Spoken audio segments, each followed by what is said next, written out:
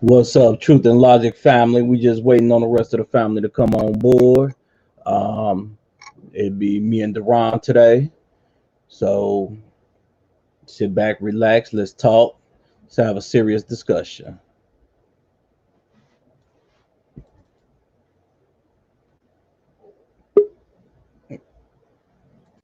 There we go. DJ Diz is in the house. What up? Let's go and get this sent out so people that wanna watch could come on and watch. And to the people that tuned in the other day when we went live practicing, I'm trying new stuff out every day. You did. Trying to get this perfect. You know what I'm saying? So I was even working on different intros, outros, all kind of stuff. So you gotta come up with something real dope to outdo that intro. Yeah, I know. Yeah. So I was talking to a young lady today. She had hit me up, showed me a video. A video was kind of tight, and so I told her hit me up on Facebook. I mean on tune into the show on YouTube, and we can we'll promote her stuff. She was like she'd be at work at the time, so but she was like she'd definitely promote us. So I told her to hit me up, listen to the show, and let me know when what you think. And we're definitely promote. We all about promoting black business. So for the people that think we just talk trash, what we trying to do is we trying to promote blackness, but we not trying to promote stupid shit. If you got what I'm saying. Mm-hmm. So as people starting to come on in, sit back, relax, enjoy. If you want to be a part of the conversation, come on, be a part of this conversation. Um, Other than that, hey, let's go and have us a good show. So, which I know I mean, she might tune in, but she probably won't go live. But Ms. Denise Hobbs had a lot to say because I was talking about Lori Lightfoot and Kim Fox. So her whole thing was, black men have a problem with black women of power. No. She said black men have a problem with black women in power. Yeah, she was like, y'all got a problem with black women in power. Mm-hmm. And so my question is this: can we not hold black women accountable, just like we hold black men, white women, everybody else? She said black men have a problem. My bad. Okay. I thought that was me messing up this time. Nah, you good. So, and yeah, we shouldn't have the technical difficulties last time. I figured out what happened. I fixed the problem. But yeah, so let's see what you got to say. Can we hold black women of power accountable? Well, I look at it like this: if we're not going to hold, I mean, right is right, wrong is wrong. Okay, we could just start with that. And first of all, before anybody say something, I'm wearing the shades because I was looking at some of the other shows and my facial expressions are a little off the chain. So I mean, we told you your facial expressions. Yeah, I don't have a poker face. If I think you stupid or if I think something you said is off the chain, even if I don't say nothing, my face kind of give it away. So that's what this is kind of. I seen a meme too, and I was gonna send you that one with the other one. It says Virgos will always let you know how they feeling, whether it come out their mouth or they by their facial expression. I just think too. And pretty much. I'm about to boycott Google because I can't find nothing bad about Virgos on Google. Because I mean, first of all, it's not Google's fault. You know what I'm saying? It's not Google's fault. It's not Google's fault that you can't find nothing negative about Virgos because there ain't a whole lot of negative to be said about Virgos. Okay, let's just start with that. No, I think the owner of Google is a Virgo, so he ain't letting nobody talk shit about Virgo. That's what it is. Hey, all I'm saying is old mangy scar looking ass niggas. That's y'all Leos. And see, And see, all my Leo friends and even my wife had to catch that just because of you. You know what I'm saying? But let's get back to the topic at hand. All right. So, can you hold Black women in power accountable? Yes. The short answer is yes, because right is right, wrong is wrong. And if as Black people we want to hold, you can't tell me that we can hold white men, white women, we can hold everybody else accountable. But then when it comes to being black men and women especially, that now I gotta bite my tongue and watch what I say, because we don't want to. Man, look, if you wrong, you wrong, and if you right, you right, and I'm gonna let you know either way it goes. You could say, tell me one positive thing that Lori Lightfoot has done, and I don't even live in the city. Okay, so the shit she does doesn't even directly affect me, but it affects people that I know. So tell me one positive thing that Lori Lightfoot has done since she's been elected. You live in the city. Speak on it. It's none. Like one person said, she quoted on the post that I put. She said that she kept Trump in his place. Nah, she actually. See, you just made me take off the glass. Oh, that's whoever said that. That's a dumbass statement. Because talking slick from a distance ain't keeping nobody in their place. You know what I'm saying? That's no different than somebody call themselves checking you on Facebook because they know they ain't never gonna see you in real life. Or when they see you, their speech is different than what they said on Facebook. So no, she ain't kept Trump in check. That's bullshit. And if you actually pay attention, because she just said that the feds can come to Chicago, but they can't they won't be doing it like what you call that. They won't be doing it like the Portland style. And it's funny how you was dead set on feds coming to Chicago, but when they came to your house, now you change. So that leads me to believe as long as other Chicagoans was a threat, you really didn't have a problem. But now that your family is being threatened, and don't get me wrong, you should protect your family, but you the mayor of the city also. I mean, this shit is getting stupid. Just today, I just read, I don't know if it happened last night or today, the feds just got 3 people with 3 guns off the street, 3 people with guns, high caliber, they 2 with high caliber rifles and another one with an extended clip, all felons. So, and I'm here to tell you, Kim Fox can't bail you out of this one. Just put that out. Well, here's the thing. That's another thing. Okay. That was my next question. Unless you've been in jail or know someone who's been in jail, name something positive Kim Fox has done other than let criminals back out into the neighborhood. I've heard inmates say, don't worry, Kim Fox will let us out. We know this. And this was before the coronavirus. Look here, man. Before I got hurt and went through what I went through when I was still there with y'all, I was done when I was working at the front gate.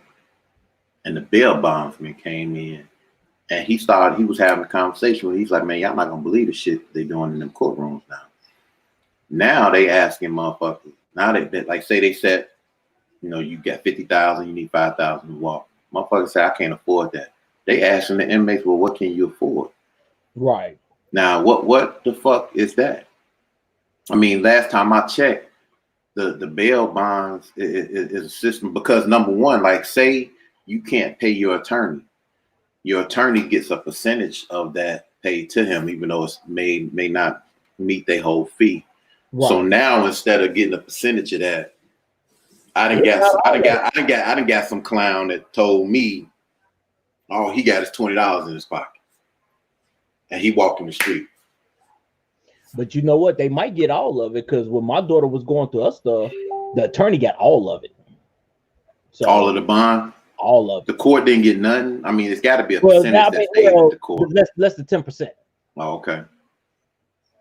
So the attorney got. I mean, so basically, so now the attorney is gonna fuck around and get $18, and the court gonna keep $2.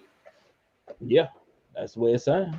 I mean, it's ridiculous. Look, I understand a need for criminal justice reform, for prison reform. I understand the need all that, but first you have to understand that the two are not. They're exclusive of each other. They are not the same thing. See, and to put it in layman's terms and as simple as I can put it, criminal justice reform deals with what we do before they get to jail. Yeah. And prison reform is what we do after they get there. Right. You know? So, I mean, it's got to make sense. When you start politicizing shit, all sense goes out the window. And it's just like, okay, well, what's the temperature of the community? And that's bullshit, because the community, they're not thinking rationally. They're thinking about, well, you know, Ray got locked up, and we don't think Ray should have been locked up. I mean, it's the same motherfucker when that sergeant at Courts, when them 3 dudes tried to rob him at the gas station, and he killed dude, and his mom was like, he didn't have to kill him. He could have shot him in the leg. Your son pulled a gun on me. Fuck his leg. How about that? Well, I'm pretty sure if he had pulled that trigger, he wasn't gonna be aiming for my motherfucking leg. Hell no. Okay, so he was trying to kill the sergeant. The sergeant ended up killing him. Okay, so you decided to play stupid games and you won the stupid prize, which behind door number 1 was your life. Right. So Antonio Gonzalez said remove the statue. She removed the statue, but I believe that was sarcasm, though. Oh, I believe he said it sarcastically, yeah. And you know what? Here's the problem she has with that, and a lot of people, because you got Italian Americans that's all for that, and she only talked to just a handful of people about what she was going to do, and she did it at night. So, I've never cared about Christopher Columbus. The only Christopher we acknowledge is Wallace. Yeah. Well, I got a cousin named Chris. I acknowledge him too. I'm talking about publicly. Nah, I know. Nationally. I know what you mean. But because the Italian American, they had said if they took down the statue, it was gonna be some issues. Or if they destroyed the statue, they didn't say take down. But she did it at night, and now she's catching a lot of flack for that. Honestly, I think she's just over. Did she have something to do with that shit? Yeah. And people are mad because of the way she did it, not necessarily the fact that she tore it down, but the way she did it. And I think she's over her head. And yesterday they had a block party outside of Lori Lightfoot house. Let me see if I can bring it up, because it was I mean, they had all kind of music and everything blasting outside the house. I'm like, damn, that's kind of. Did they at least invite her? Probably not. Okay, tempo. I'm trying to see if I can. You live on the block and don't get invited to the block party. That's all. Man, look. That's big to you. The other day. Okay. Let me go on and see if I can get it up. I'm not gonna play the whole thing, but I'm just gonna play a snippet of the block party. So the people that was watching, this is what we was doing the other day. When we was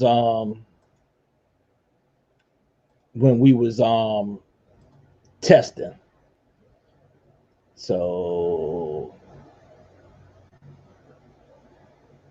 this is where I want to go. We're gonna share this and let it go, but you know you want to hit the flags. Rock to the beat. Rock in the club is fire. Get it crunk and wire. Wake your hands straight up. If you smoke inside, get down and high. If you tips the stand, DJ turn it loud. Kick somebody with some key. But now it's way back to the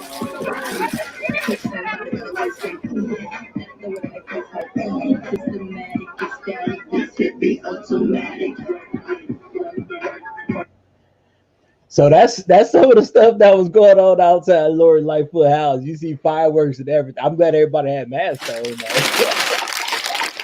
If they had on masks, the damn sure wasn't no social distancing going on. So, I mean, hey, it is what it is, you know. And then one of the things they said they was doing, they was protesting Lightfoot because of her to defund the police and justice for Miracle. I'm here to say I don't give a shit about Miracle because Miracle to me is an idiot and she's a fraud. What is that? What is that all about? Because I'm not up. So what happened was Miracle, she was on TV crying, talking about how they knocked out her teeth. She, you know, she was harassed by the police. All she was doing was filming, and the police just knocked the phone out of her hand, and it hit her teeth, which knocked it out. That don't even sound right. Unless you got some of the softest teeth in the world. You got baby teeth. But she went on the Facebook. Hold on. Let me find it. So I'm gonna play to you all what she was saying to her people.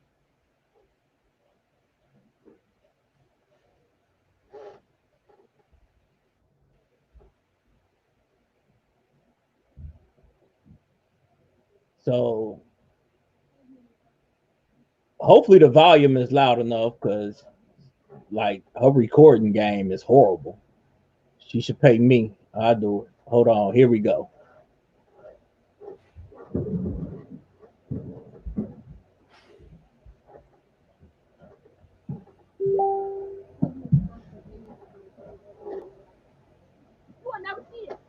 I'm dead ass. And police officers say, get on their ass, throwing water at their ass, throwing food at their ass. I did not get no fuck. I'm not getting no fucking police. I could have got arrested. One of the white shirts, his name was Lager, L-E-V-E-R. He said, go get her. Boy, don't come get shit. I'm going to bend. What do you mean? You know, gonna lock me up and I can't hold John to the two bills to pay. Yes, I was down there breaking windows. Off camera with clothes and shit. Yes, I was. Breaking Fifth Third Bank glass windows, breaking K Zoomer's windows. Yes, I was. I don't know for who, man. Yes, I was. So this is the young lady that. Hold on. That's who we want justice for, right there.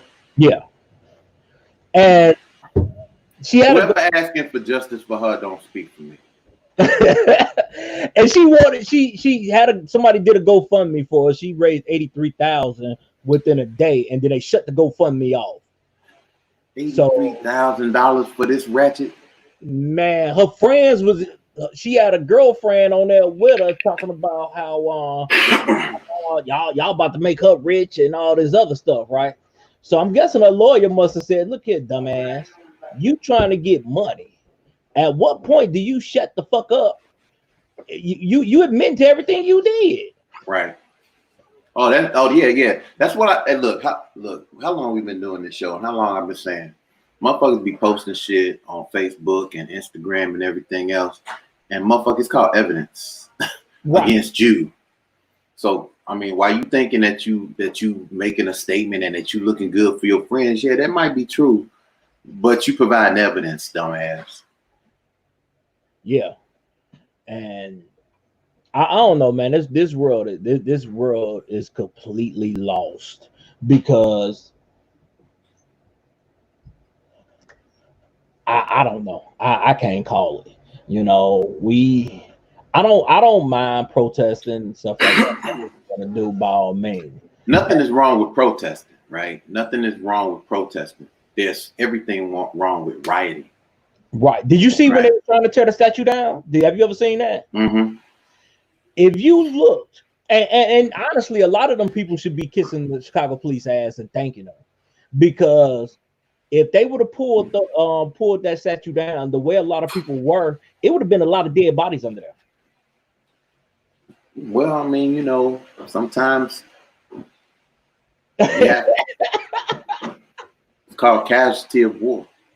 So I'm about to show you another video. If you ain't smart enough not to be in the way of the fallen tree, then oh well. I'm about to show you another video. Now, this is from Detroit. This just happened maybe a week ago. And this is if you have a weak stomach, I'm gonna say to get off for maybe a minute. Then come back on. But, oh, wait. Was that in Detroit with the shooting you talking about? Okay, go ahead. Sure.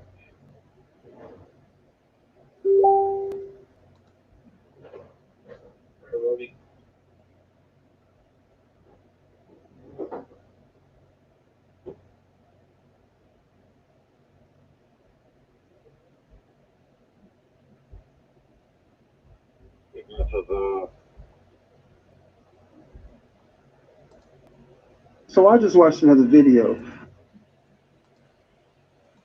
all right, I gotta. You got that nigga too sexy for a shirt on your videos, man. Yeah, you know. See, Letry leaders of Adios, African Black Solutions. What's up? I hope I said all that right. That's right. What I say. Right. That's coming from YouTube, right? Yeah, that's coming from YouTube. Hey, what's up? Hey, like, follow, share the page, whether you're on Facebook or YouTube. But yeah, you know what? And we've said it before. If you listen to us, we've said we do need police reform. Don't get me wrong. But abolishing the police, yeah, you can't necessarily do that. Well, here's the reality. Everybody who's on the bandwagon for that defund the police shit, right? The stands, the actual movement is not about defunding the police. That's just the catchy phrase that they use, right? Because it sounded better than redistribute funds for the police. You know what I'm saying?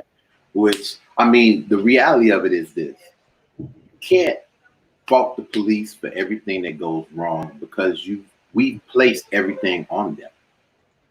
Because the reality of it is that when they defunded and took away mental institutions and mental health for people who needed it, what did they do? They placed that in the lap of law enforcement. So they left that up to the police to arrest them and to the correctional officers to deal with them. And neither one of those, the police on the street and the correctional officers, are not trained to be medical professionals. And to reply to Black Solutions, I'm just call you that for short. That's a lot to say in one breath. Actually, some did say abolish the police. There are some that said abolish the police. So you can't say that because there are people that saying that they want to abolish. Now, I'm not saying that the whole movement is saying that. It is defund the police. Right. But again, defunding the police is not about, see, that's why people, instead of just jumping on the bandwagon and saying, yeah, fuck them, defund them, you need to find out what it's all about. What they're talking about is redistributing funds. And here's the reality of it. If you can't just tell me that you want to defund the police. Tell me what you want to do with the money. Right. Right. Because the problems stem from the fact that we've taken money from a lot of different areas that we never should have taken it from. Mental health, after school care, hell, just the educational system itself. Yeah. Right. I mean, a child's education shouldn't be based on his zip code, his or her zip code. Exactly. And I concur because you go to some of the schools, like the public schools around where I stay at, I would never send my children there. Right now, they go to a charter school because they get a better education. The public schools are horrible. One of them used to actually be pretty good. Abolish meaning city police. They are different. They are different from sheriff and state police. Honestly, if you was to talk to a lot of people, they throw us all in the same class, city, state, and sheriff. All of them are thrown in the same boat. I'm not saying everybody does that, but a lot of people do. That's why they was outside of Cook County Jail saying abolish the police. They were saying defund the police outside of Cook County Jail when they was and the Cook County Courthouse, criminal courts building. See, what you need to understand is that we're very familiar with what law enforcement is, does, and how they're looked at, because he's still a sheriff.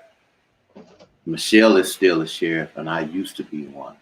So we understand the difference between police, sheriff, and state. We understand that, and we understand the only difference we make in law enforcement is jurisdiction, right? But we understand exactly what that is. So go ahead, David.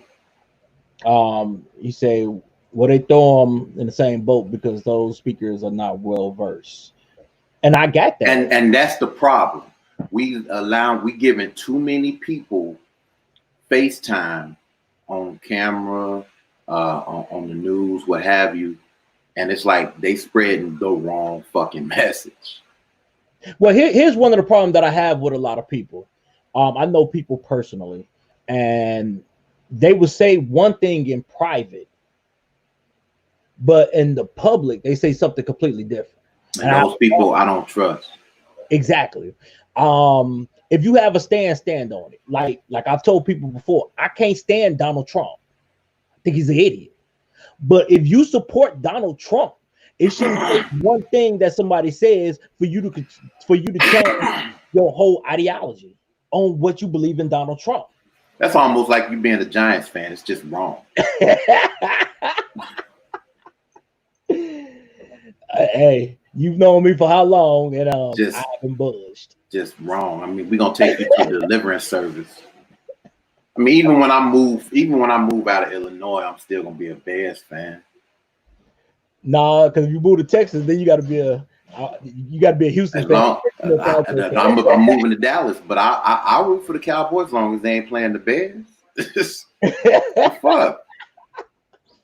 Hey, I've been in New York 3 times, goddamn it. Hey, and you should have stayed there. And also, I want to throw some quick birthday shout outs to the fellow Leos out there. Tomorrow is Shell's birthday. The day after is yours truly birthday. And the day after that is Janelle's birthday. I know she do catch us time to time on a replay of the show. That's my cousin. She is your cousin? Yeah, Janelle J. No, not that Janelle. Janelle that worked with us. Oh, okay. Because I don't know your cousin's birthday. Yeah. But she a Leo. I don't know if it passed or it's whatever, man. You know, I just need y'all to get on out the way, man. I need y'all to get out the way with that bullshit. You know, hold that door open because the Virgo's coming. And that's one reason I'm boycotting Google. Goddammit, I've searched last year and this year. I can't find shit bad about Virgos on. That should tell you something. That should really tell you something. That mean that it's not Google's fault that you can't find anything negative about a Virgo. It's not Google's fault. Whatever. I mean, worldwide database that people go to for information, and you can't find anything negative about a Virgo. That's a message in and of itself. Right. Okay. We'll go with that. So Black Solution say, well, many people should not get mic time if they're not well versed. I agree with you. You know what? Matter of fact, I'll stop you when you're wrong. And you know what? Here's the thing. We've said it before. Social media is a great thing, but also a horrible thing. It's made a lot of irrelevant people relevant. Exactly. And unfortunately, a lot of people they post stuff on social media. People run with it that they haven't even vetted the information. And don't get me wrong, I've done it in the past. You know, I'll post something, and even Deron called me. He was like, "Man, that's you might want to." Hell. Only reason why I was able to catch you because I had to catch. Either I caught myself or somebody called me. It was like, "Hey, you might want to check that story." And shit. Right. And I think I've gotten a lot better as far as vetting the information because people put. I've seen stuff that people put when they was talking about the cop that killed Philando Castro. They put that up. I'm like, hold on, didn't that verdict happen? I went and I looked. That was 3 years old. Mm-hmm.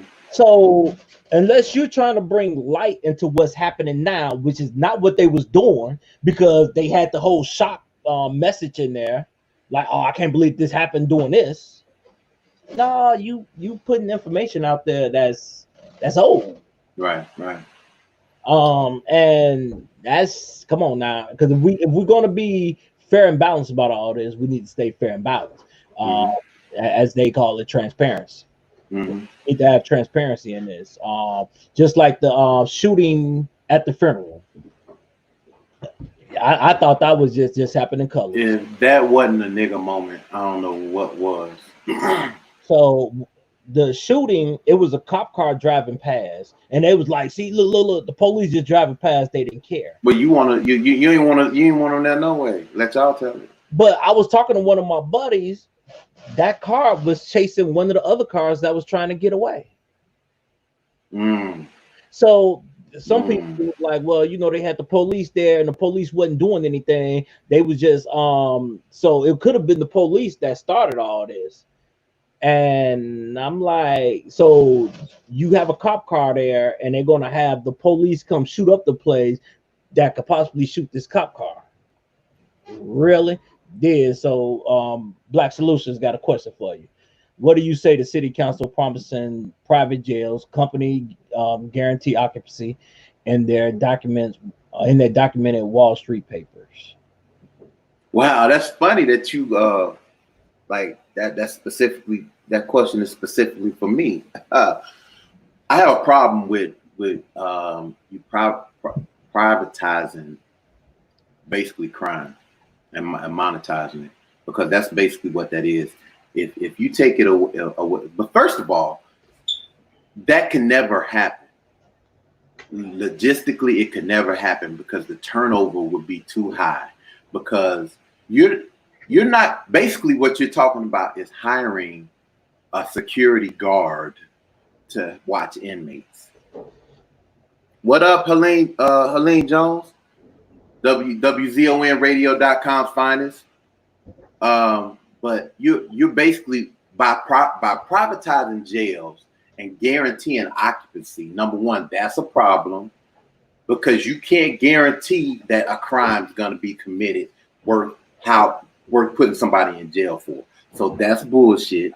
But secondly, you're not going to pay somebody, a security guard, $12, $15 an hour to put up with the shit that goes on in jail. You're not. The problem with that would be if you paying somebody $12 to $15 an hour, and the first time somebody gets stabbed or a riot or something happened, they could just walk off the job. Then how about it's gonna be a big old fuck that? They don't pay me, because how many times have you heard for less? People say they don't pay me for this shit. Yeah. You know what I'm saying? Yeah, you would definitely you would, yeah. And honestly, in bigger jails, because I do know people that worked at I talked to a young man that worked at a private jail, and they was paying them $10 an hour. It was one of them smaller jails. Well, I don't know about them routing overcrowd, because number one, Cook County is undercrowded at this present moment. Cook County can hold 10,000 inmates. And what was y'all last count? 4? It's about 4. 4. When we were overcrowded, when I was there, we didn't send them to private jails. We sent, well, to my knowledge, we sent them to outlying counties: Kane County, Will County, DuPage County, other counties that didn't have that had space, basically, because they didn't have the quote unquote crime that we had. So if that's something that's actually happening, I'm gonna have to do some research on that, because if that's what's going on, you best believe it's some kickback involved in that. And again, that's wrong, because basically what you're saying is that I'm gonna guarantee you a certain amount of bodies, right? And that doesn't mean that these individuals may have actually committed a crime worth sitting in jail for. Okay, when I'm bringing up the Geo company, Geo Group comes up, and I'm seeing real estate investment trust company. So if Is that the company? the what? Because real estate. Who else will benefit more from building private jails than a real estate investor? No, I got that. I'm on their site now. Okay, they're dealing with electronic monitoring, non-residential reentry, residential reentry, secure transportation, in custody programs. There it is. There it is. So in custody program. Yeah, and electronic monitoring. Yeah, I got to do more. I got to look into that more, because that when you monetize something, then you in my opinion, you automatically bastardize it, right? Because it doesn't serve the purpose that it's supposed to serve. It serves the purpose, the underlying purpose, which is money. Right. And see, the problem you have with that, if you privatize jails, you have to keep your occupancy at a certain level in order to receive funding. Right. So that's not going to work. It might work in the smaller jails. Because look, the smaller jails, that's how the smaller jails stayed open, because Cook County was farming them overflow from Cook County to the smaller jails around here. Yeah, I remember that. But the reason why the jails are small, because the amount of crime per capita in those areas, I mean, it don't match. It don't match. Like, you got a jail that holds 1,000 people, and you can barely put 500 in that motherfucker. That's right. I mean, you know. Yeah, you know what? And I forgot they were doing that. You know what? I don't know. And the powers to be. You know what? That's actually a good ass topic right there. I think I'm gonna have to do a little research on that. Ain't like I got shit else to do right now. Well, I'm still on vacation, so I ain't got shit else to do for a while. And I promise you, Black Solutions, we gonna look on this, and we're gonna definitely discuss this next week, because I don't know that much about the Geo company to even talk on it right now. But I will do my due diligence, and hopefully you become a fan, and we can have these type of conversations. Right. Iron sharp as iron, and I need this. Sound like some shit I need to know about, so I can know what side of the fence I'm gonna be on when this shit come up. Speaking of side of the fence, let's talk about your Democrats. So, with the whole, we want to get rid of everything that at one point had the what's called that was dealing with white supremacy at one point, and the structure of white supremacy. So we wanted to oh shit. Okay, we can definitely talk. We could definitely, yeah, exactly. So I know in Chicago and in, a lot of other places throughout the U.S., there is this big push of getting rid of anything that had to deal with the structure of white supremacy. So my question is the Democrats. If you listen to us long enough, you know Deron has explained that the Democrats were the Dixiecrats. They were started by the KKK. And I also want to put this out there, because I know it's about a 99.9% chance he won't show up. His son and his daughter-in-law do be on the show, my cousin Leon. So his father, who's a big-time Democrat, he used to be used to roll with George Bush and stuff like that. So, I mean, he's not Republican. I mean, he's big time Republican. He used to roll with George Bush, and I this back when I was this big time, I was just Democrat. Everything was Democrat. So he used to always tell me, well, you know, the Republicans gave the military their biggest pay raise ever, and I'm like, well, that's true and false. Because throughout his first 7 years in office, he didn't give the military not one pay raise. His last year in office, he gave them a huge pay raise, which was the biggest pay raise that the military has ever seen to date. The only problem is that was a political play, though. Right. I don't give you a raise, but because people are short-sighted in their thinking, I give you a pay raise because he knew George Bush was gonna run for president behind him, and he didn't want that to be he didn't want that to be a sticking point. So I give you a pay raise, say, look at what we did, and then boom, he piggybacks that into his next 8 years. Right. Well, no, that he only did that for. Well, 4, yeah, because Clinton came and fucked that up. Clinton came and fucked that up. But that Bush was smarter than his son. I give him that. His son was a complete idiot. So my question is, if we're going to do that, are we going to focus on the Democrats? Okay, well, let me share some light. First of all, to say that the Dixiecrats founded the KKK is false. Did members of the Dixiecrat group, were they in the KKK? Yes. Did they help found it? Yes.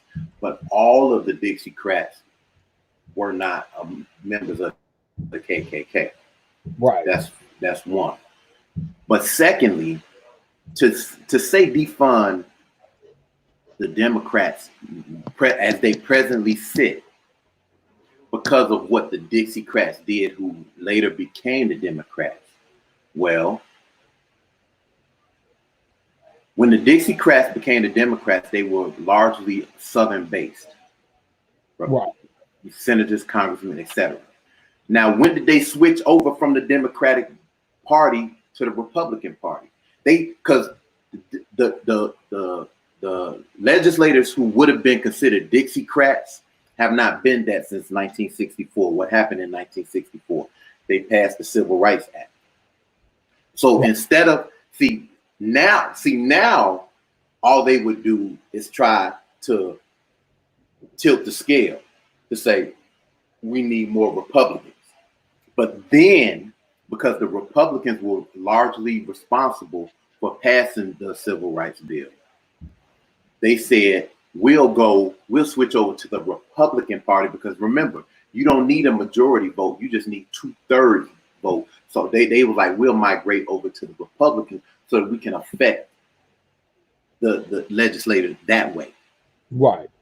Which it didn't make any sense. But if you think about it, why would it make sense? Because these are the same people who still held close the Confederate ways. Right. And so they, instead of saying, well, let's just get more Democratic senators and Democratic congressmen and House of Representatives, let's just do that. They said, we'll just switch parties, which was dumb as hell. But that's what they did. Right. So in effect, I knew where you were going. I knew exactly where you were going.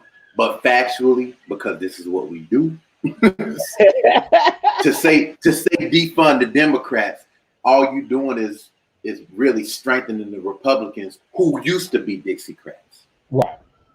Yeah. And I mean, well, I knew you knew what I was doing. My uncle, like I say, big time Republican, so I don't think he knew where I was going with that. Mm-hmm. Well, I know he didn't know where I was going with that. You know, I know he don't know me for him to be talking about know your history. I was like, who the fuck are you talking to? And that's why I called you, because I wanted to make sure you knew that wasn't a son. You told me with the name. That wasn't a son. That was the guy. You know? I was like, boy. I was like, be sure to listen to the show tomorrow, fam. His daughter-in-law, hey, shouts out to his daughter-in-law, because she always pubbing the show. She do the watch parties for the show and everything. So I was like, hold on, before that nigga go off and thinking it's the wrong person. Oh, no. Look. I knew that there was a relation to you. So the same like I would do for Shells or what. Right. I'm gonna set the record straight. But don't ever come at me like, man, I knows what the fuck I be talking about. And when I don't, I shuts the fuck up. The Black Solution said Clinton 1994 crime bill took away officers writing tickets. I'm about to look that up. It might be right. I don't know. I do know the crime bill put a lot of us in jail. I mean, that's a true statement. But again, a lot of people want to attribute that to Clinton, right? And he had to sign off on it, right? Right. But again, once you know how the different branches of government work, all Clinton did was sign it. That shit came from the Congress, the senators, and the House of Representatives. Oh yeah. Right? They put that shit together. He said, okay, cool. You know what I'm saying? Because here's the reality. If he had vetoed that, all it took is a 2/3 majority vote for them to be like, fuck you, we pushing it through anyway. Right. The and see, a lot of people, here's what irritates me about a lot of people. If you don't know, just say you don't know. If you don't get it, do some research. Stop listening to people. Just like when we said with Juneteenth. A lot of people celebrated Juneteenth and had no idea what the hell Juneteenth was. They just know that people that knew about it got upset, so they got upset, but still had no idea what it meant. The crime bill. How many people actually sat down and looked at the crime bill, but they speak on it? Just like a lot of other stuff. They speak on stuff. All you gotta do is throw the shit on social media. If it's something that aligns to what you, well, you got a whole lot of social media PhDs out this month. A whole lot of, and see that's the problem. We talked about it. My problem is that when people take half truths, spit them out as if they 100%, and it like, okay, you got to give me the whole puzzle. You can't just give me part of it, because like I said, the whole thing about Joe Biden.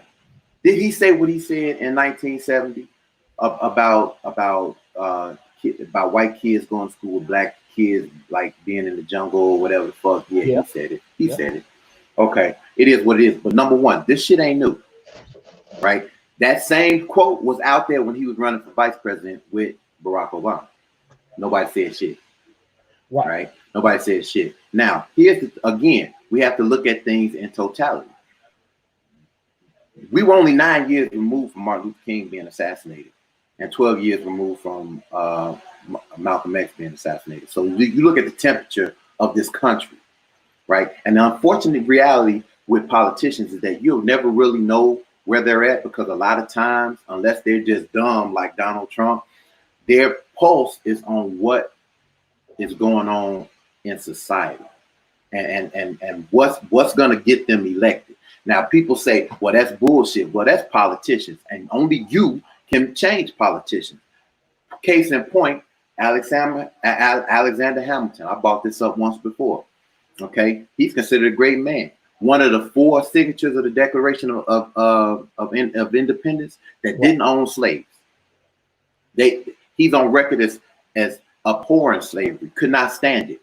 However, so that's a good thing, right? But it didn't stop him from helping friends and family members buy, purchase, and trade slaves. Right. He didn't personally own it, but he helped others because it helped him financially and politically. Right. So this is what I say when you gotta give me the whole motherfucking story. Give me the whole story. And that's the problem I have with media, because media today, depending on who you looking at, you could get the same story with they spin on it. Like the bus driver, the CTA bus driver that slammed the man.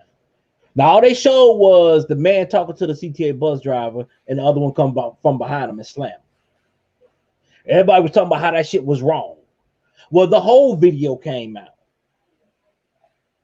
Now people got to backtrack. Oh, well, maybe dude did deserve it. But the lawyer talking, and my brother was like, the lawyer coming out talking that bullshit about, the CTA should have still been respectable, but the lawyer's doing her job. So I'm not even going to fault her. Even though I can't stand a lot of lawyers, I'm not going to fault her. She got to come out to whatever, she got to say whatever she can to try to get her client off. But when you look at the entire video, you can see it's way more to that than just a man slamming. Yeah, Sam, I had to text Sam to get on. yeah. Then what Sam man said? She just came in. Oh, okay. So, but yeah, the the media today irritates the shit out of me because there should be, you should not, you should come into this unbiased. Mm-hmm.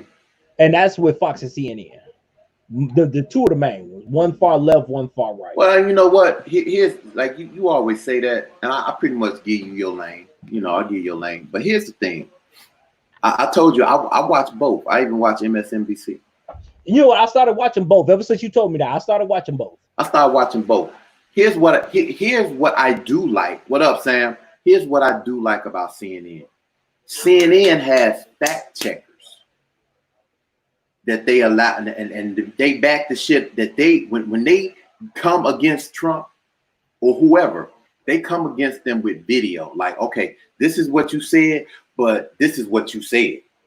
Like you're saying this now, but this is what you said then, right? And they have fact checkers. And when Trump says the science says this, no, the science doesn't say that. Right. And they break it down. They break him down factually, and which is why I kind of lean toward them. I will now. Don't get me wrong. It's been certain times where they've had certain things on there, and I'm like, I don't really fuck with that. I don't really, like you know. But I mean, but for the most part, they're fact checking themselves. Like, yo, this is what it says.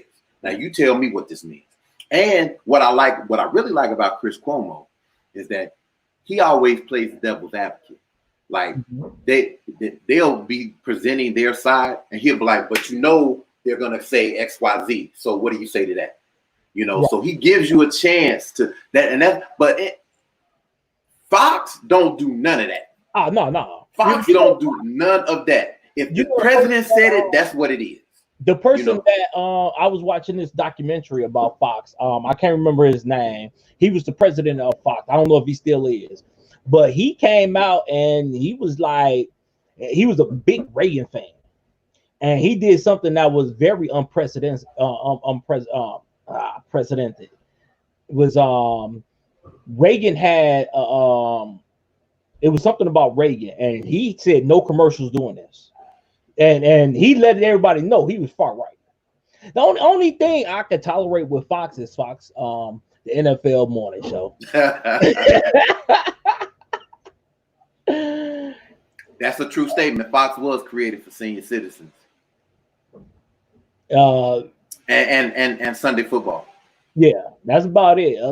And man, yeah. And MSNBC, it really depends on what show you watch. Yeah. Like CNN, I can't stand Don Lemon. Nah, I can't stand Don Lemon. I don't mind Don. I mean, to be honest with you, I take all three. I Anderson 360, Chris Cuomo, and Don, and I take bits and pieces from each one. What I like, what I don't like, you know. But I ain't gonna lie to you. I wish they gave Chris Cuomo 2 hours instead of 1. But he my favorite of the 3. But why you playing though? Anderson Cooper is a funny motherfucker, and he be tearing shit down. I fuck with him. Period. I fuck with the people on CNN. So if anybody from CNN watching this, if you all want me to come on there and be a contributor, fuck with it. And trust me, I know how to act in public. I won't curse. The guy I'm talking about is Rupert Murdoch. He's from Australia. This, according to this, he's still alive. It is. Shit, he been married. How many times this motherfucker been married? Shit. Rupert Murdoch dead. That's that's what Black Solution said. The guy I'm talking about is nah, he's still alive. He's 89 years old, but he's from Australia. But he's the one that started. He's the one that pretty much created Fox. So Diz, question: how do you feel about all 7 of Fox News sexual assault cases from 7 different guys? Whoa. Where there's smoke, there's fire. Yo, do we know you? I mean, because I like the personal touch that, I mean, David, Diz. I mean, you know. Right. But I like it. But no, where there's smoke, there's fire. And I I don't think we should be. I don't think that there should be a rush to judgment. I think we should wait till we get all of the facts, because we live in a cancel culture where an accusation is made and we're quick to say, "Well, fuck it, cancel." And I don't think that that's right. But definitely, if there's some substance to it, then boom, then they need to get what they got coming to them. Definitely, especially considering how they came at Bill Cosby. Fox was real disrespectful to that black man. You know what I'm saying? Okay, Rupert isn't on and not okay. I stand corrected. Angela Rye, I love Angela Rye, but sometimes I think she's a little bit too emotional. I love Angela Rye though. So here's the problem that I have with a lot of sexual assault cases. The biggest problem that I have with a lot is a lot of people come out, just say somebody came out with a sexual assault case on me and I'm big time. So somebody else come out and say, okay, well, yeah, he did the same thing to me. And then somebody else, he did the same thing to me. And we talking about 15, 20, 30 years ago. How am I supposed to defend that? Especially in the public view, you've already guilty into proven innocent. See, let me just say this, right? Like with Bill Cosby, I was real questionable. I was questionable as far as how I felt about it one way or another. And he's already been convicted, so it doesn't really matter what the fuck I thought. Right. However, I was like most people were under the assumption that he went to jail because of shit that he did 30 years ago. Right? And he's like, well, if that was 30 years ago, then why are we tripping because of the culture? And 30 years ago, people was having, Quaalude parties like it was nothing back in the day. I mean, that's where Bill Cosby even got introduced to Quaaludes, was at the Playboy Mansion. But ain't nobody said shit about your boy. But so, I mean, it is what it is. However, it wasn't from 30 years ago. The one accuser that he actually got sentenced for, she put a charge against him in 2004. No. In 2004 is when he was supposed to have assaulted her. 2005 is when she reported it, and it took 10 years for them to get to the legal proceedings and everything and all that. Right. So the point is this is the whole criminal justice argument for me. You have an 80-year-old black man that you accuse of rape, that you find guilty of rape, and you sentence him to like 8 years in prison. At 78, 80 years old, that's damn near a life sentence, right? Right. But then a year and a half later, you have a 22-year-old white boy gets accused of doing the same shit on the campus of Baylor University. Right. He gets 3 years probation. See, that's the inequity in law that we as black people need to be looking at. Not the fact that Bill Cosby shouldn't have went to jail. If you're guilty, you need to go to jail. Right. Now, there doesn't need to be this big disparity in what the sentence is. Okay, if you a young white privileged boy, you get 3 years probation. It don't matter how much money you got. If you black, we gonna get you this 8 to 10 years. That's bullshit. If you get charged and convicted of rape, and some white boy gets charged and convicted of rape, the sentence should be the same. The same. It shouldn't be you go to jail, he gets probation. If anything, I don't. That's what I don't understand, and that's this kind of shit that we need to be fighting for and against. So there's one more video I want to show, and this happened in downtown Chicago. If I can get my shit straight, bear with me, you all, because the producer ain't produced. Hey, I just learned about this now. Whatever.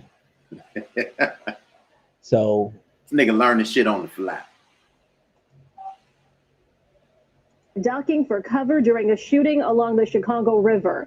Tonight, police released this surveillance video, hoping to identify possible witnesses or suspects. Investigators zeroing in on these two men, seen on the video, possibly holding guns.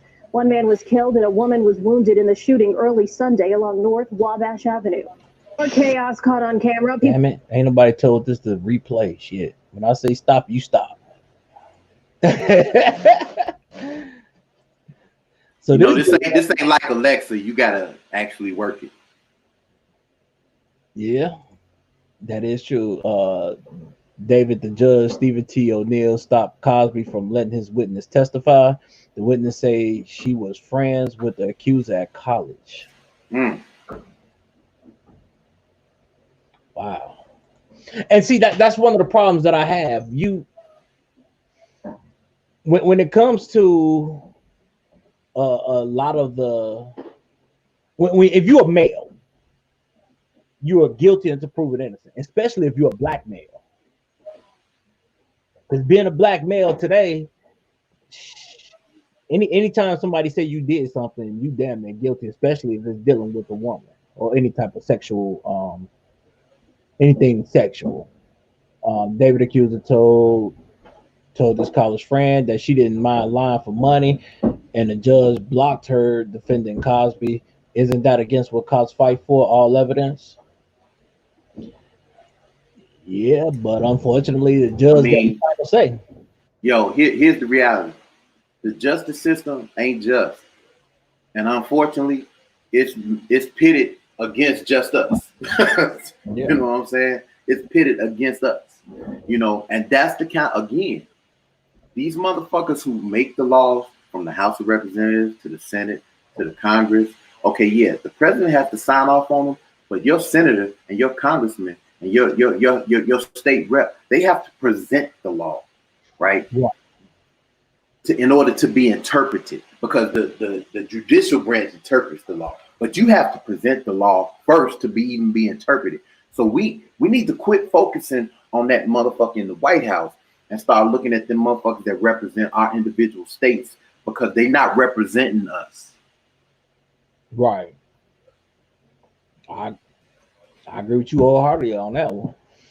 Thank you, Black Solutions. I appreciate the applause. So for anybody that's new to the station, this is what we talk about. You know what's so funny? I think it should be noted that if you knew, there is a third member who's not here today. Shells BK. She normally provides the female point of view to all of this, and she wraps us up real well.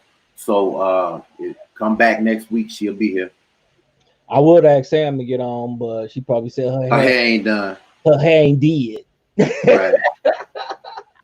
Her face ain't right. Well, we already knew that. Wow. Nah. So what else you want to talk about, D?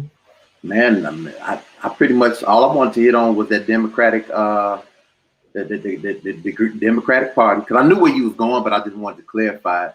And I knew where you wanted to go with the whole holding black women accountable. So I'm pretty much good if you ain't got nothing else that you wanted to touch on.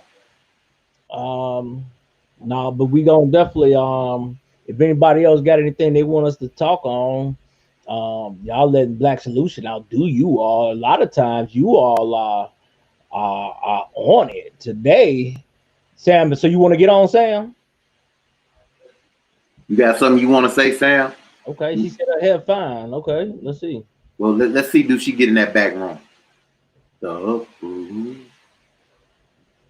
That sounded like a Me Too moment. That sounded like what? That sounded like a Me Too moment there for a minute. Let's see if she want to get in that back row.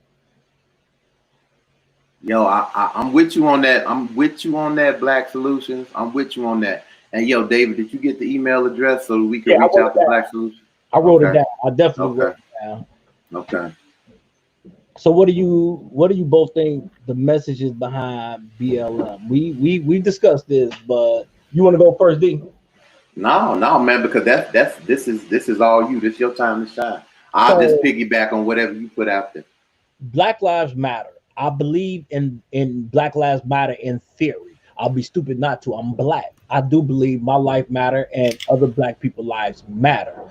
The organization per se, I do not agree with the organization. If you go to their website, you will see that Black Lives Matter is pushing against is pushing for gay rights, immigrants' rights, every non-white person rights.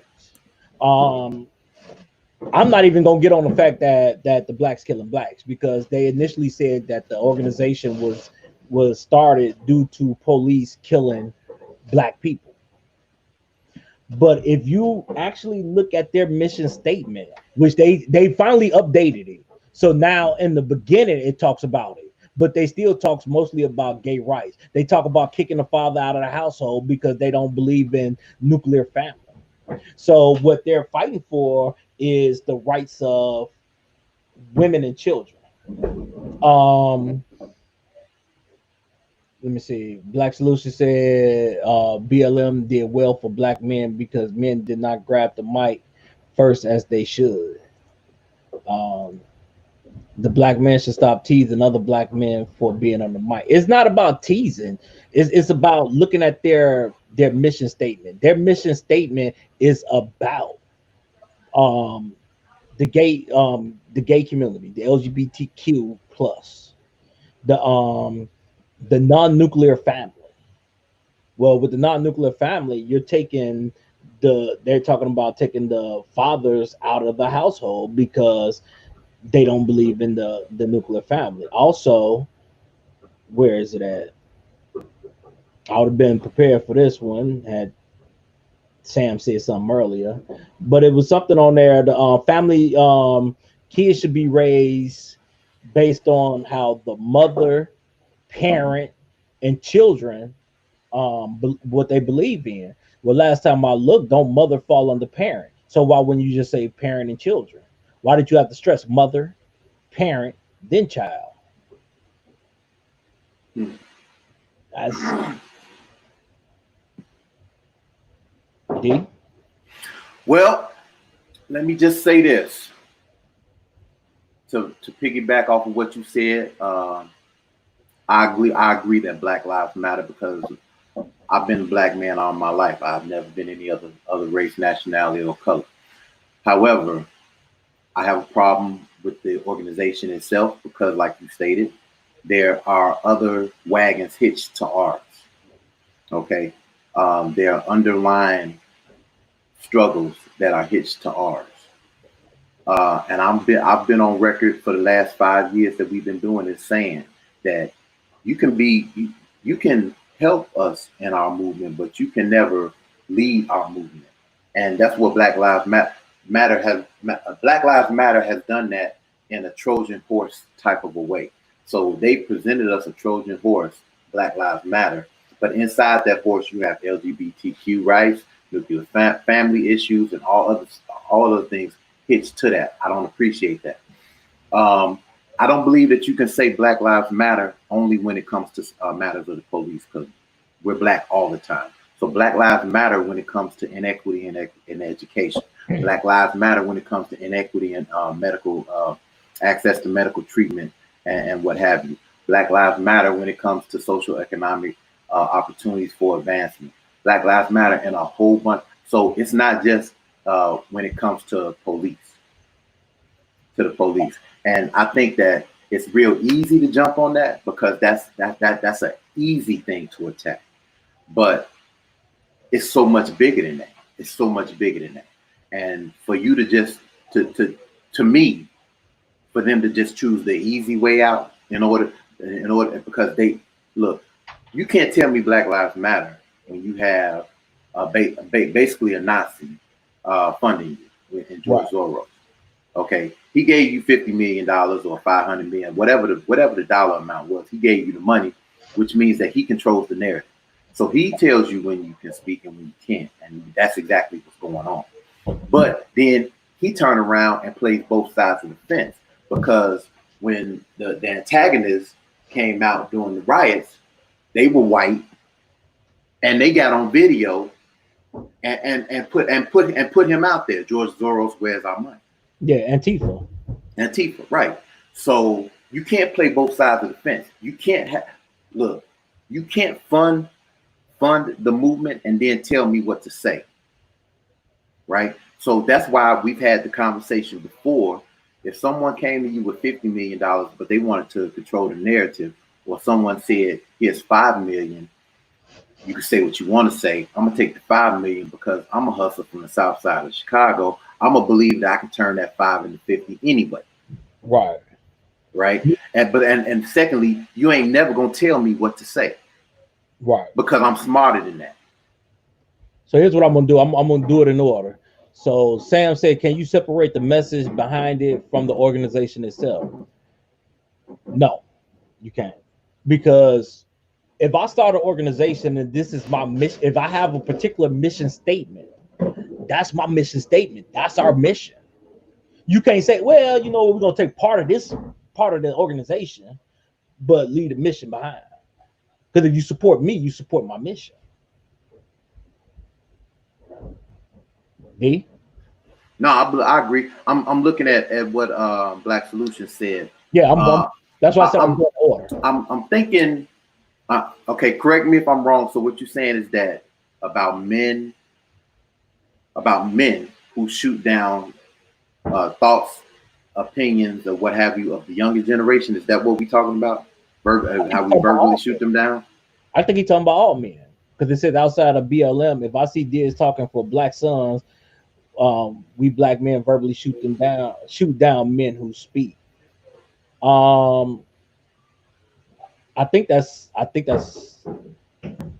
yeah. See, I'm having a hard time. With, okay. Now, like me, I have a problem with a lot that Jamal Green talks about. And the reason being is a lot of stuff that he's doing, I think, is very reckless. And we should be able to point that out. But we should be able to also have an intelligent conversation on the topic. See the thing. I'm sorry. Go ahead, man. One, stopping people from going into the bank is problematic. If my money is in that bank, talk to me as a person. And okay, he's talking about men who speak for solutions. Okay, so let me address that. Okay, so speaking for solutions. Okay, let me give you an idea. This is kind of what I guess. I don't necessarily even want to say we shoot it down, but I'm gonna have you go back to the drawing board and think about what you're saying before you engage me in the conversation. So when you see younger generation, and look, I've been on record saying that we dropped the ball, right? What everything that they did in the 50s and 60s, when they handed us the baton, and even in the early 70s to a certain extent, when they handed us the baton in the 80s, we dropped the ball because we got comfortable as a community, in the Black community, thinking that we have quote unquote quasi made it. So we got comfortable with a little bit of money, a little bit of status, and we thought that we had made it, that we had seen something. And so we didn't continue to fight for, and so basically we set ourselves back. So when I see anger in the younger generation, I get it. Unfortunately, I get it, and I'm part of the problem as to why they're angry. I get that. Right. But when I've had young people come to me and say, "Fuck the Democrats, fuck the Republicans." I've had people come to me and say, "Fuck the Democrats, fuck the Republicans. Let's start our own party." Okay, that's fine. Have you done the research that it takes in order for us to start a new party? See, don't tell me we need to start a new party and you can't tell me how we're going to get that done. Right? Because see, I'm about action, right? And everything that I've said on this show, I've done. So when I tell people, don't come to me with one day protests. like, oh, we gonna black them out July 7th. No, here's what Deron does. I fuck with people who fuck with me. So people who have contributed to the black struggle, whether they be white or black, that's who I give my money to. Right. That's the whole reason why I own an iPhone now and got rid of my Samsung, is because when that shit happened in Charlottesville, Apple was the first one to divest themselves from the president's little board that they were on. And they turned around and gave $1 million to Anti-Defamation League, because all them fools out there talking about Jews will not replace us. And then they gave $1 million to the Southern Negro Defense Fund, right? So they didn't just talk about it, they were about it. I Googled for 3 or 4 months straight to see what Samsung would do. They did nothing. Okay, cool. You don't need my money. Right. I fucked around and sold 20 shares, which is all I had, of Facebook, because of the shit that Mark Zuckerberg, whatever the fuck his name is, what he does. You know what I'm saying? So, you know, I don't just talk about it, man. I'm about that shit. Okay, I'm about that shit. Sam, we're gonna get to yours in a second. David pointed out with source evidence that your way works. Many times men don't understand the strategy. You know what, and Black Solutions, I'm not always saying that my way works. What I'm saying is we should be able to, as men and women, we should be able to have a conversation. And at the end of the day, we might agree to disagree. That's fine. I mean, we shouldn't have to just agree with each other just because we black, you know. Right. Well, first of all, if I agree with you just because you black, that makes me no better than the people who agree with and ride with Trump just because he's a Republican or because he's a white supremacist. I said it. I didn't mix no words about it. I said exactly how I felt it. Right. So we should be able to, at the end of the day, agree to disagree.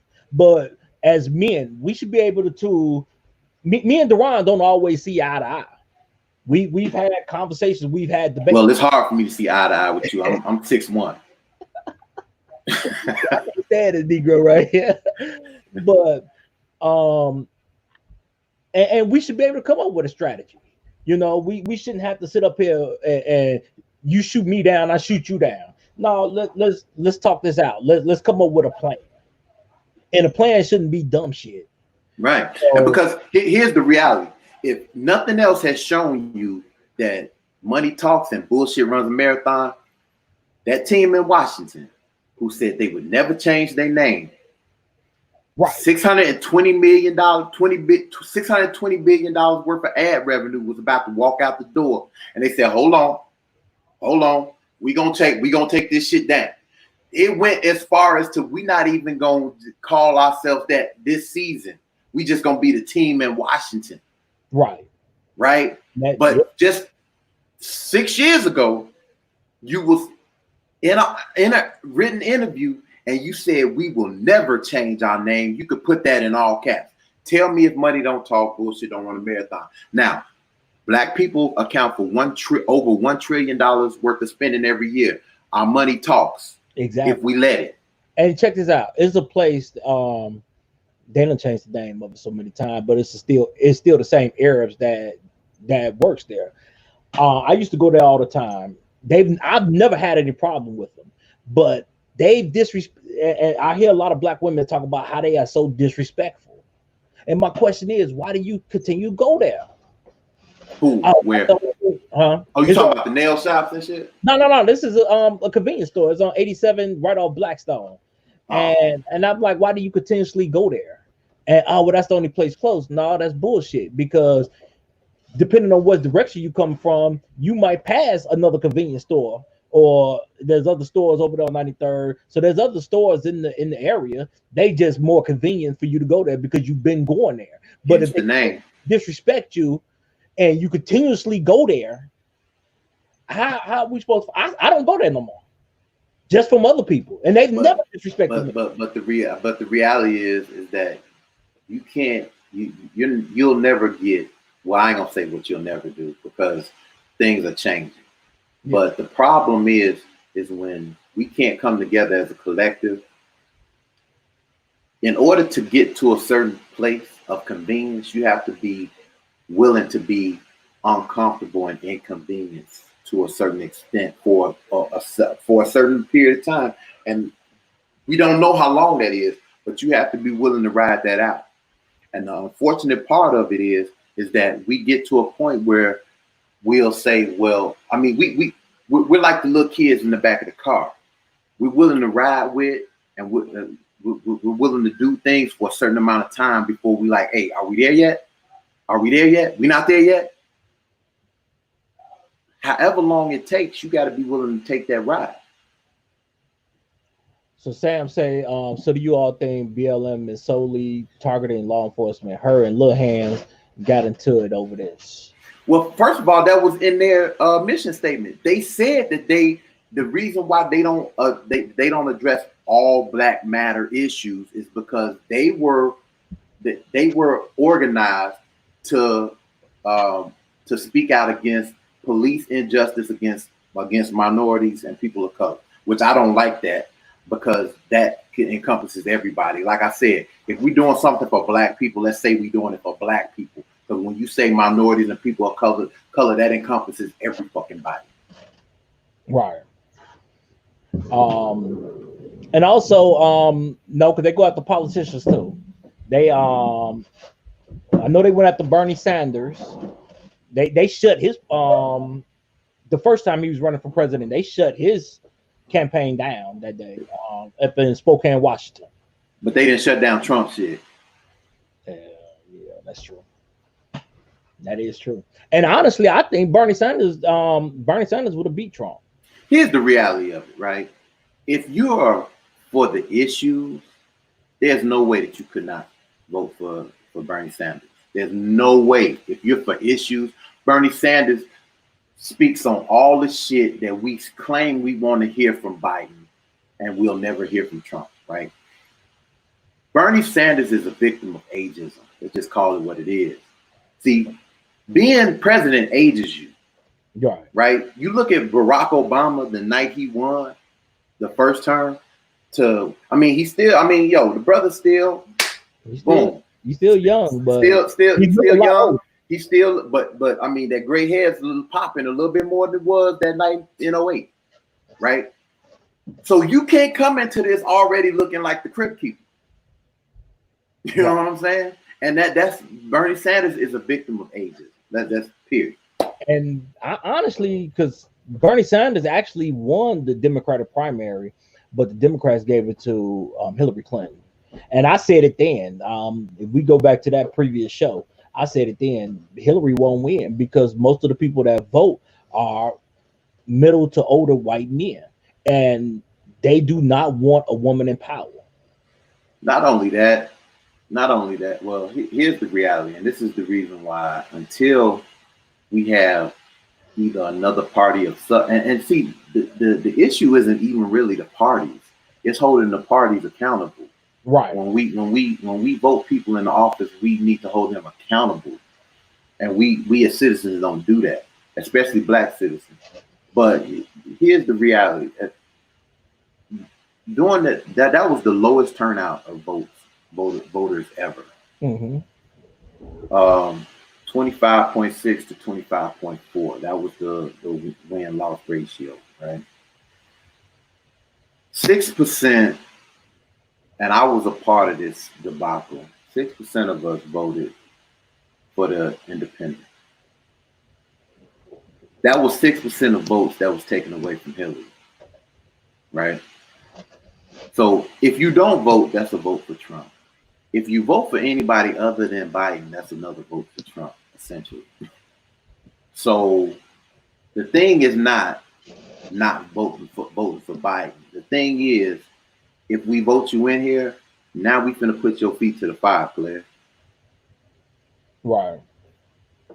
Black Solution said, new question. So Native American got all getting all their land back. So Black military Buffalo soldiers should have never helped white people track Indians down for nothing, and Blacks got nothing. Well, that speaks to, our ignorance, because the indigenous people who were here before us are actually from us, because the indigenous people of this land were from Africa, right? and their skin tone, although it was more of a reddish brown than anything, it only lightened up because of the atmosphere. So we were basically helping white people. And I mean, white people are descended. Look, every man on earth is descended from Africa. Let's just say that. And the Bible even talks about when God confused their tongues and sent them out to the four corners of the earth. But all you did was help them hunt down your brother and kill your brother. Right. The well, even to today, we when we talk about coming up with a plan and a solution, we have too many of the wrong people speaking for us.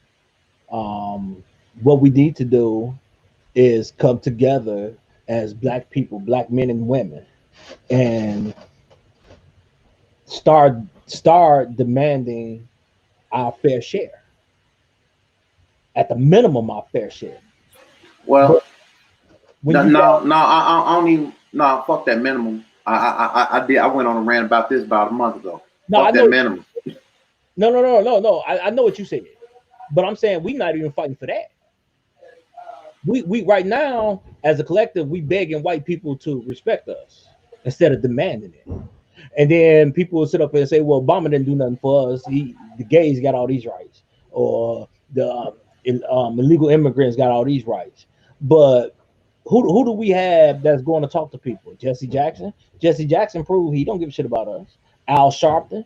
These are people who need us to stay where we at to play this victim mentality, so they're continuously getting paid.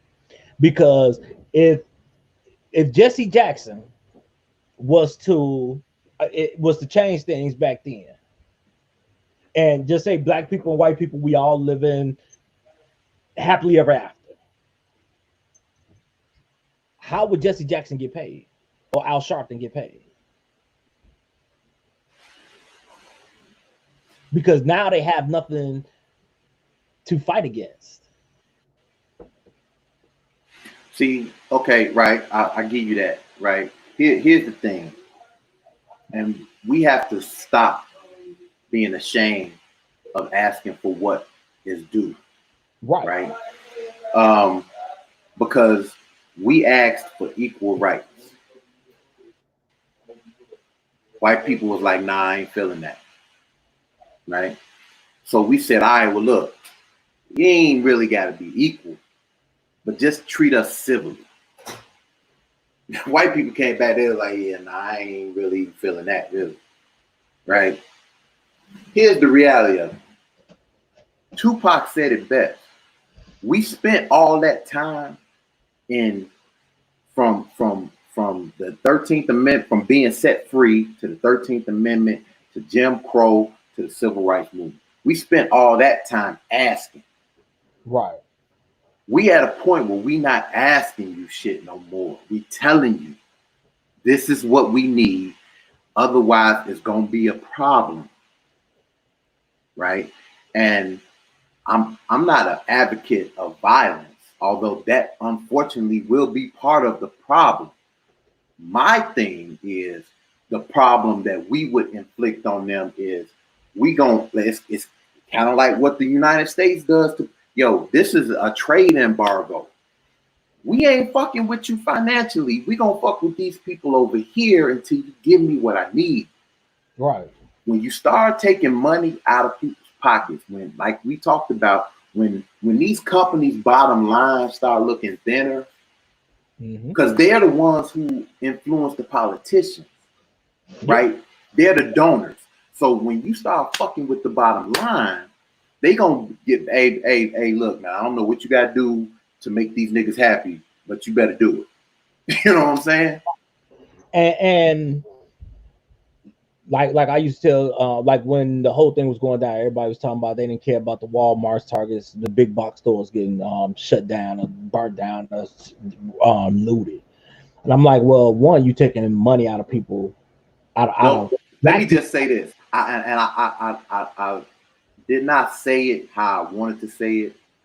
Anybody who thought that way, felt that way, and voiced that shit out loud, you are financially stupid. Mm-hmm. You have no idea how the economy works. Mm-hmm. And like, even when people told you, and I've had people tell me, well, what about Black Wall Street? Yes, we all know about Black Wall Street, but the white people tear down their own shit. I had somebody try to bring that to me. They was like, well, white people destroyed Black Wall Street. Think of what you just said. They had a problem with Negroes. They went and tore up Negro shit. Negroes have a problem with white people. We tear up Negro shit.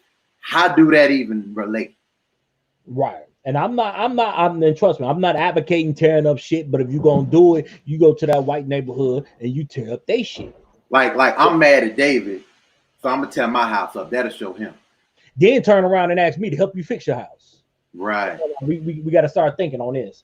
So with Sam say change legislation, not pop culture. I do agree with that. Unfortunately, we live in a society that lets pop culture dictate how we view shit. When Nick Cannon come out and say we not gonna vote until you give us what we want, you think what politician gonna come into that? See, let me just say this. I like Nick Cannon. I think that for the most part, he's a fairly intelligent dude. But that has got to be. But sometimes he says some shit that makes me question everything I did, every compliment I did.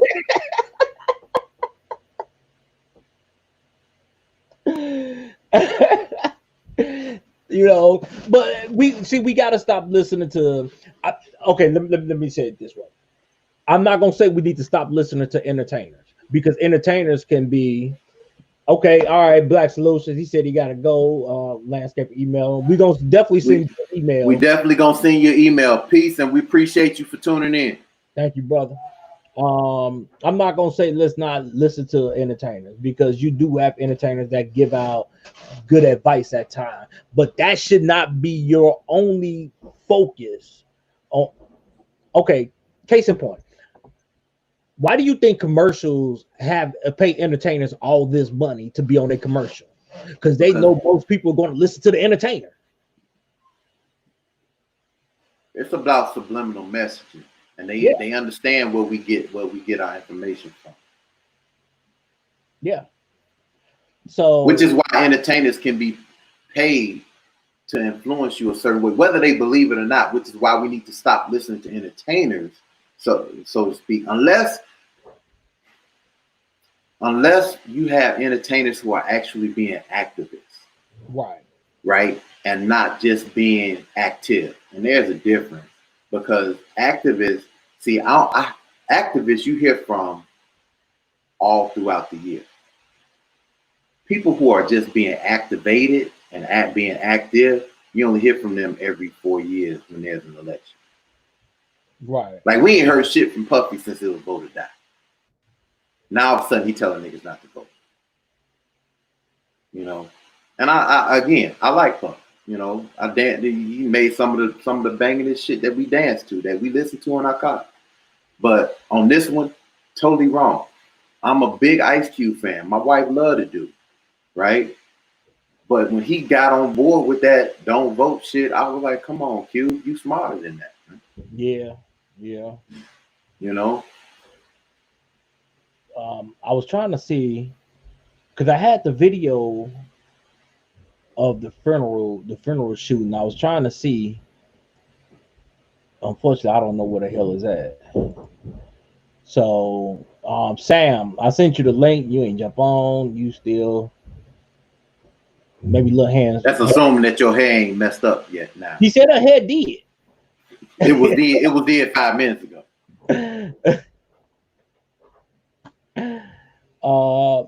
I'm trying to get it without the news. I mean, I'm on. My hair ain't right, but well, I look good all the time, so I can't. Okay, whatever. I mean, if you say so, we'll go with that. So, if the young lady hit me back, we would definitely try to get her on so we could promote her show. I don't know if she wanted me to give her a Snapchat out, so I'm not gonna do that. But I gave her my information so she could hit me up. Like I said, the song that she got, it's called Illegal. It sounded pretty dope. So I told her to tune in to this show, hit me up, and we'll definitely promote her. Anybody else that Here's what we're not gonna do, and we've said it before. If you don't listen to the show, I understand if you've never heard the show before, but once you get wind that we are doing this show, if you can't give us time to at least tune in and listen to us, then we would not help you promote you. It got to be a give and take. I mean, you got to show love to get love. I mean, it's Right. real simple. This shit ain't hard. It ain't hard. You show love, you get love. I mean, it is what it is. So to the people that's watching, I'm gonna do this, then we get on out of here because the wife up there moving stuff around and she loud as hell. She probably listening too. So you want me to show those 5 videos so we get feedback on them? I mean that's your department, man. I mean, you know, I'm just here. Look who we got in the house. Oh, what's up? What's up, Hey, Wolverine? Some long ass claws. I know. How you doing? Fine. Did you have any more questions for us? Now, hold on. You just wanted to make. I want her to give us an opinion on this real quick. I'm gonna show you. They less than 10 seconds each. I'm gonna show you. I'm gonna start in order. Tell me if you like them or not. All right. Can you hear me, Sam? Yeah, she said yeah.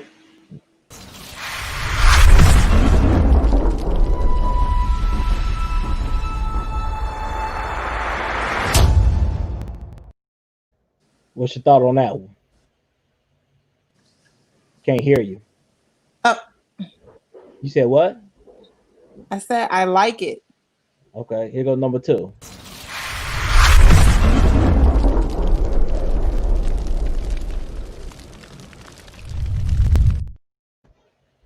That number 2 one was dope.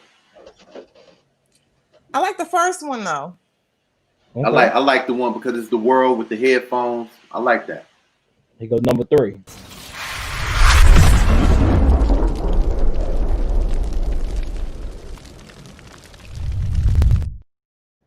I look pregnant on that one. You what? I look like I was about to deliver. Motherfucker. Oh my God. Here goes number 4. I like the first one.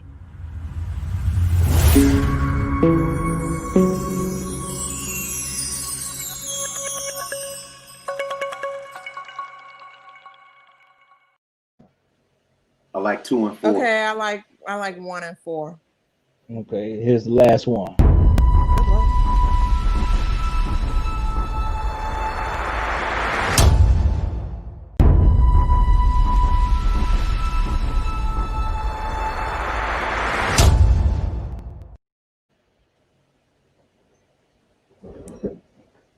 Honest opinion.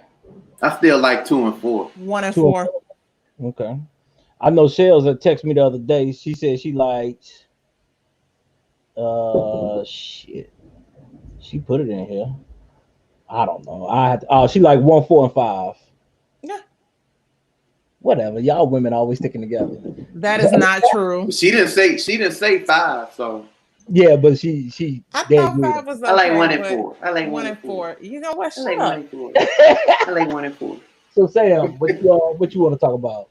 Well, my main questions you both answered because me and him like really got into it. When I say we really got into it, like I ignored him for about a day and a half.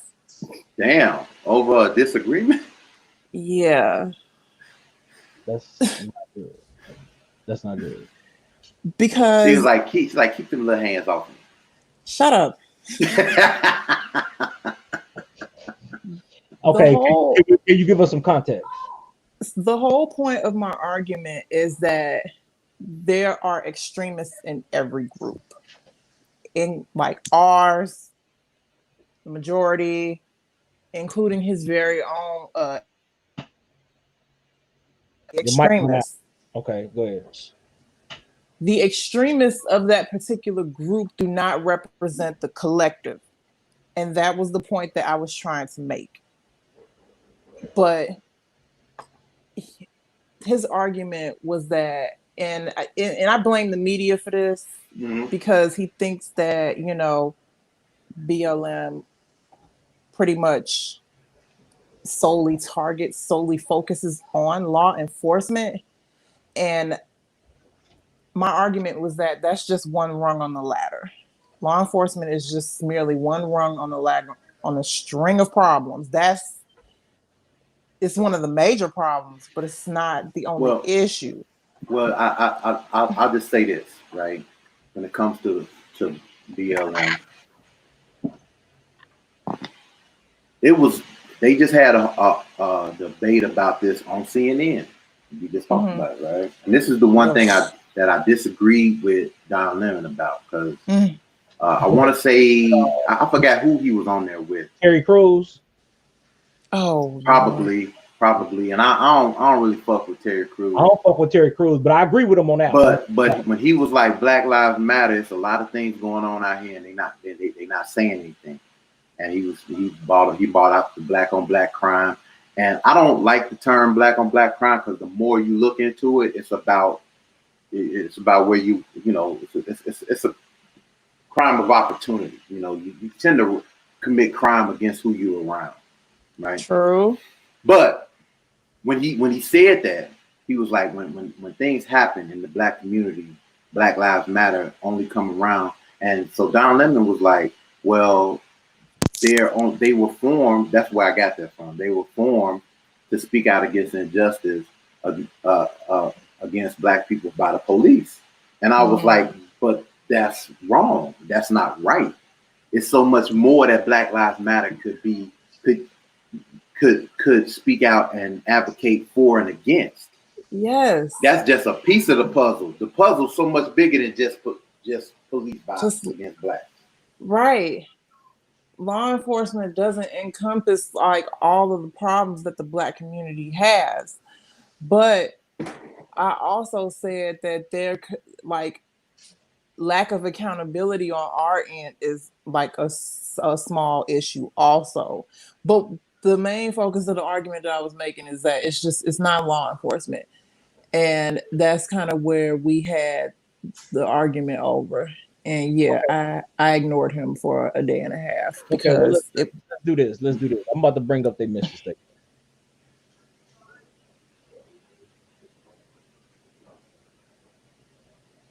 This is straight from Black Lives Matter, their mission statement. I have my glasses on. Oh my God. Okay, I can see it, but I just ain't have my glasses on. Okay. So years ago, what is known as Black Lives Matter Global Network began to organize. It started out as a chapter-based, member-led organization whose mission was to build local power and to intervene when violence was inflicted on black communities by state and vigilantes. In the years since, we've committed to struggling together. And okay, stop right there. Originally, it said inflicted on black communities by members of law enforcement. Yes, it did. They, like I said earlier, they changed it. Right. So they updated that because originally in the mission statement, it did not say state and vigilantes. That's not what it originally said. Right. Let me see. It's something in here because they said enraged by the death of Trayvon Martin and subsequent acquittal of his killer George Zimmerman, which I don't understand how that falls into law enforcement, but initially they did equate him to being law enforcement. Right. I guess he became that, like, even though he wasn't, but I guess it would. That's like I don't know why. That's like throwing a security guard into law enforcement. Yeah, and that's basically all he was. And when he was on the phone with the actual police, they told him to cease following that man, and he didn't do it. Let me see. It's we work vigorously for freedom and justice for Black people, and by extension, all people. We intentionally build, nurture a beloved community that is bonded together through a beautiful struggle that is restorative, not defeating. Restorative. Yeah, whatever. I was waiting on Deron to say something. I'm gonna let it go, man. I'm gonna let it go because I mean you ain't been in school in a while. Maybe that's the reason. That's what it is. We are guided by the facts that all Black Lives Matter, regardless of actual perceived sexual identity, gender identity, general expression, economic status, ability, disability, religious beliefs or disbelief, immigration status, or location. We make space for transgender brothers and sisters to participate and lead. That didn't just say black transgender. We are self-reflective and do work required to dismantle cisgender privilege and uplift black trans folk, especially black trans women. Hey, can we just let the people go read this shit now? So, well, those are the things I was trying to get to because. Oops, hold on. All right. I don't know why this thing switched to that I didn't want to be. But that's the point I was trying to get to, as far as the whole transgender thing out of it. Okay. Black Solution said, "I'm back. May I have a link?" Yes, you can. Yes, you No can. doubt. So what I don't really understand is it's like, why are we pitting struggles against one another?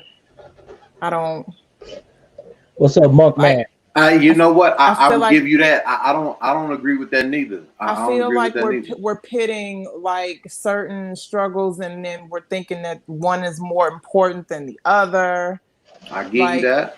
the discrimination against genders, like when the LGBTQ community, and it's like, why are we pitting them against one another when we all have the same problem? Well, see, no, I disagree with that. We all don't have the same problem, No, but I I don't, mean, it's I don't agree with pitting us against each other. Just like the same oh, thing, like when black people want to talk about the Jewish community, and it's like, yo, well, they had the Holocaust, well, we had slavery. Okay, it's like if I shoot you with a 45 and I shoot him with a rifle, y'all both got shot. It don't matter, you know what I'm it saying? doesn't matter. But my issue is when we start saying Okay, we got Mr. James Nolan Mason. okay, Hey, what's up? what's How up, Mr. Mason? When we How's it say going? when we have issues pertaining to the black community, then Yeah. we need to address the issues pertaining to the black community. We don't need to cover it Hey, yeah, brother. by saying people of color, by saying minority. We need to say black people, because Fuck yeah. the problem comes when we sit up and we say people of color or minorities. We encompass everybody. We include everybody. Well, this situation does not include everybody. I'm not going to allow you, because here's what happens when you include everybody. Their shit gets addressed and our shit gets pushed down the front. Right. And then we had a situation where we step up, and then we say, well, you addressed the issues for the LGBTQ community. You did this for the Latinos. Yeah. You did this for them. But okay, well, we don't really have nobody to blame for that but ourselves, because we allowed them to get put in this with us. Right? So, when we hey, should I have a have. question. Hello, what? Hey, have you read Siege by James Mason? Say again? Have you read Siege, the book Siege by James Mason? No. Well, you should. It's a great book. Okay. It talks about minorities and shit. It's a good book. I think you will like it. I'm about to bring in Black Solutions. How you doing, Black Solutions? Your mic is muted, sir. Your mic is muted, Black. The book Siege by James Mason. I think Nolan is trying to say something. It's a great. Go ahead, James. Yeah. What's up? What is it about specifically? Oh, the book? Yes. About revolution in America. Okay. So I think you guys will like it, actually. So let me benefit you. Let me make this suggestion. So I always say this, Mr. Nolan Mason. When people suggest stuff to the black community, I'm a very well read person. When she just asked you specifically what is the key points of that, I can't disclose that information for legal reasons. I'm sorry. Interesting. I can't disclose that information. I'm sorry. Okay, no problem. No problem, Mr. Mason. I just want to say it sounds like you're trolling when you do that, but nevertheless, Okay. I can see. Because if I say, for example, hey Diz, earlier you were talking about Republicans and Democrats. Well, you're a fucking nigger, but see that's why I figured you were. There we go. See, I detected that early. Exactly. So anyway, I was kind of detecting it, but I wanted to try to give a person the benefit of the doubt. Nah, that's why I sent you the text. I was like, this clown seems like a troll. I'm trying to see because here's what that proves, though, David. Here's what that proves, though. The anti-blacks are watching what we're talking about. Exactly. Because how can you have time when your girlfriend needs you, your mom needs you to do the fence? I'm quite sure you got to prepare for your job on Monday. How do you have time to seek out some folks just to see what they're talking about? Exactly. So that was his person, Steve Bjorn or whatever, because he retracted all his messages.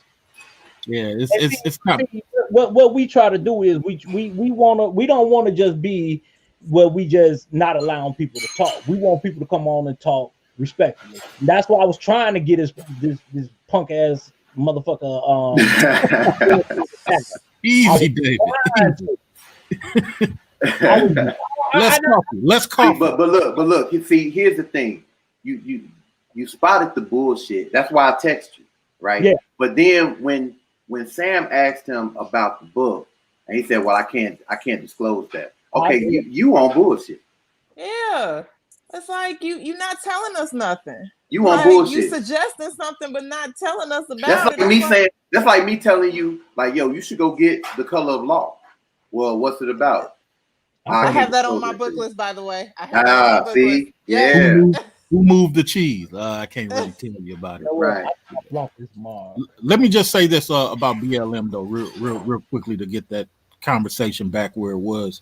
The only pushback to David, I would say, is everybody must be allowed to evolve. Right. Mm-hmm. Everybody must be allowed to realize their mistakes on Monday and change it on Wednesday. Because here's what I have learned as a world traveler. Everybody is monolithic except for Black Americans. Say that shit again. Everybody. Okay, who is GL Rand P? Because I'm not dealing with trollers. So type in a private message in that private chat. If you want to come on, let me know what you want to talk about. You know, it might be good for them to shoot you to send their email because trolls hate to share their email. Right. But I just want to say regarding BLM, you guys are right about their message, about the rainbow side of it and all that. I agree. But here's where we as Black men need to take some onus. The black males of the Black Caucus were available. The black males of the Republicans were available. The black males of the Democrats were available before these women even stepped up. And where were the black males of power? I concur. I agree. No, trust me. I agree with you 100% on that. I agree with you 100% on that. GL Rand P. All right, I'm gonna bring you in. Don't be on no bullshit. What's up, brother? Yo, what's up? Okay, yeah, we had trollers in here, so I want to make sure you wasn't that other guy because I blocked him. And I didn't want him to make another damn profile and jump on here. Yeah, I understand. So how would you say like the because I want to talk about like Black culture. How would you feel about like a Black nationalist and like a white nationalist working together to meet common goals? It has happened before in history. I know, like look at George Lincoln Rockwell and Malcolm X. It's always happened before. So that's Yeah. not nothing new. The issue is, and I'll let everybody else speak, but the issue is that one person is constantly thinking monolithic. Meaning that they're constantly thinking what's going to benefit their people. So if I give Sam a little bit of edge, I need to at all times guarantee that I stay on code. Right. And the problem is, as Diz and David said earlier, there's too many people who talk, and then when they get a chance to get a payday, like the president of Gambia just got busted hiding all those millions, then you find out later this person was never really for you, but they said they were. But I'll let everybody else speak. No, you know what? You jump right in there, and I like that. But that's exactly where I would have taken that, because you have two ideologies that are monolithic in nature, and so. And as opposed to going down the street together, you basically on two separate highways trying to merge. That's the way I look at it. Right. And I believe it can work. It has worked before, but we got to have the same common goal. You can't, because just like Black Solution said, if one is getting more than the other, then eventually it's going to start being conflict. Well, you know what? But you know what? In order for it to work, this is what we have to get to. We have to take the politics, the race, the gender, all that out of it, and we just have to deal with humanity. Right. And see, as a culture, we don't deal with humanity, because when people tell me, I don't see color, I don't see race, you're lying. You're bullshit. That's bullshit. Exactly. Everyone sees race. Exactly. You know what? One of the best things I've ever seen. They put a black kid and a white kid in the same room together, and the only thing they saw was another child. They didn't understand race, and they played. Children don't. Right.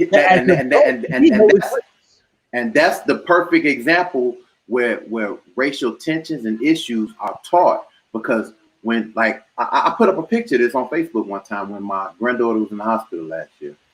My grandson and this little white boy, they just knew that they wanted to play together, right? Mm. They just knew that they wanted to play together. It wasn't like a little white boy saw this little black boy. He just saw another child that he wanted to play with. Right. At some point, the paradigm shifts, and we're taught that's a white boy, you're a black child, and right. We're taught differences. So go ahead. No, you go ahead. Until we can get to the part where we can acknowledge color and race, but just deal with the humanity of it. I got one more question. Go ahead. Have you read The Bell Curve? Yeah. I have not. You've heard about The Bell Curve, right? I've heard of it, but I have not read that book. It's basically about like IQ and race. Okay. And you know, black people on average have like an 82 average IQ, and white people on average have like a 103 IQ. This is just in America, right? So, do you think that IQ is genetic? No, and here's why. You don't. No. Let me explain. It's cultural. Okay. It's cultural. Okay. Let's take a black Frenchman and a white Frenchman. Both of them grow up with French ideology. Okay. Mm-hmm. In that scenario, there is no bell curve.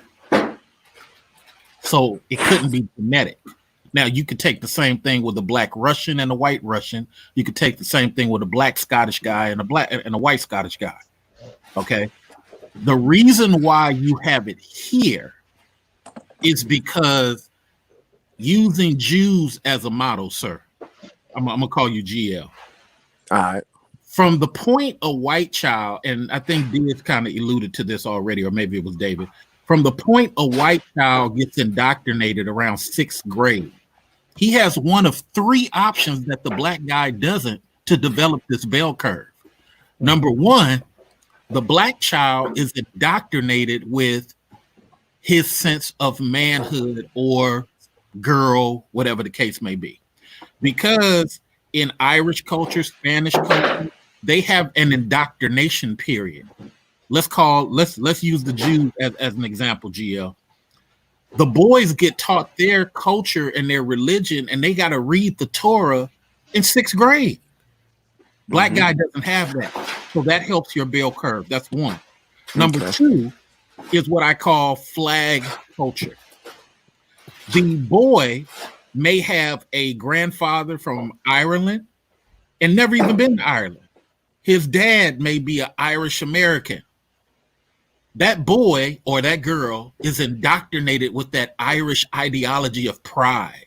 Well, this let me finish the other one. I understand what you're saying, but what it sounds like to me when we're talking about race and IQ is it sounds like you're coping because you know that blacks have an average IQ.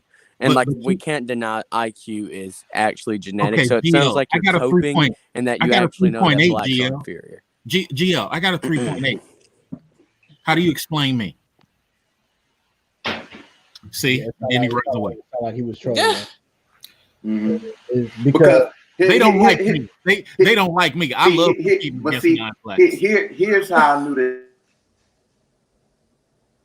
you froze that black people genetically have a lower IQ than white people. It's been scientifically proven that black people have a naturally higher IQ than white people, and they attribute it to melanin. Okay, Sansbury, since you say that, okay, let me go and get him out of here. Okay. Yeah. All of you guys are made as slaves to clean up our mess. Okay, whatever. Say that on somebody else. Oh, wow. Hey, look, be happy because we now know black women and black men need to stop fighting because our natural enemies are paying attention. Look, they saw Sam come up here and they said, wait a minute, they're bonding? No, we got to stop that. Right. Here's how you know where what you're saying makes a lot of sense is when you start getting these stupid assholes that start jumping on your page and they want to be stupid. But you got to be careful, David, because some people got a tendency, they do it on my show too. They'll come in and they'll flash some pornographic picture. And the whole purpose of that is to get the bots of YouTube to terminate your whole entire channel. Right. Well, that's why like he didn't have no picture on there. And that's one of the things I like about StreamYard. I can see him in that back room, and if they're on some stupid shit, I ain't got to let them in. And I have my hand right there on the remove, so if he got to talking stupid or if something was to pop up. So yeah, because he wouldn't let you finish. I wanted to hear the third one. Here's the thing. He said we're here to clean up their mess. Well, they did fuck up a lot. So, hey. Well, you know what? Let's be honest to the anti-blacks. At least I am. The anti-blacks couldn't do really much without us during plantation days. Exactly. They couldn't take care of their kids. They couldn't, the mom and dad needed to get a little slave boy to be friends with the boy because nobody wanted to be, and that type of stuff. So in essence, there is a truth to it, but let's be honest for what it is. The reason, and I just want to finish out for the purpose of Sam. No. You finishing this for all of us because I want to hear that third reason. Me too. I really wanted to hear it. Well, see, this is why I like competing against whites and Latins because I left America at 19, and I left on my own dime, no military, and I lived in Romania for a while, France, and the grill. And I got internationally exposed. So when I came back at 24, I had the knowledge they had. Okay. Because you were exposed to the same things. I'm saying. And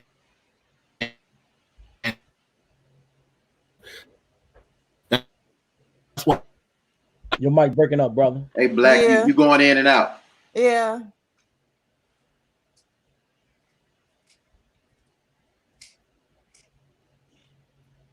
Okay. Well, we gonna try to get them back. But man, yeah. So we've woken some motherfuckers up, obviously. Oh yeah, David, what are you doing? You eating or something? you know what?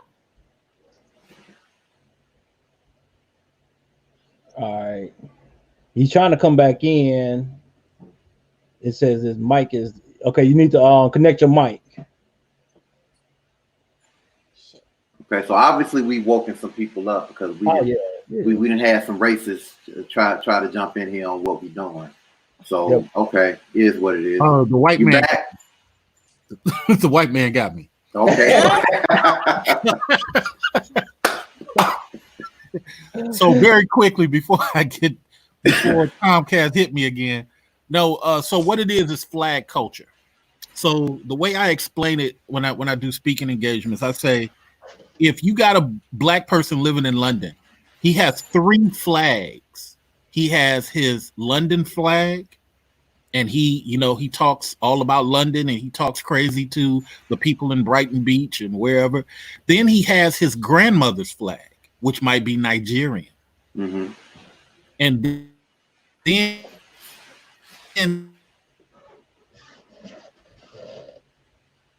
as a to be he's damn it. Did the white man mess with you, brother? Right, because I'm trying, like, dang. Man, I wanted this info. I know.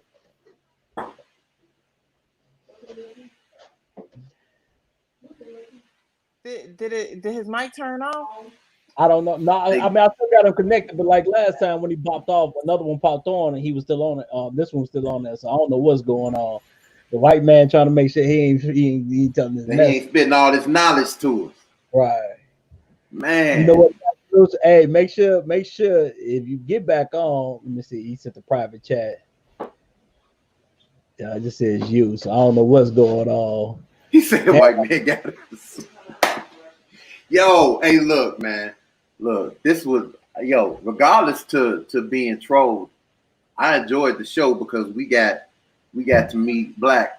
You know what I'm saying?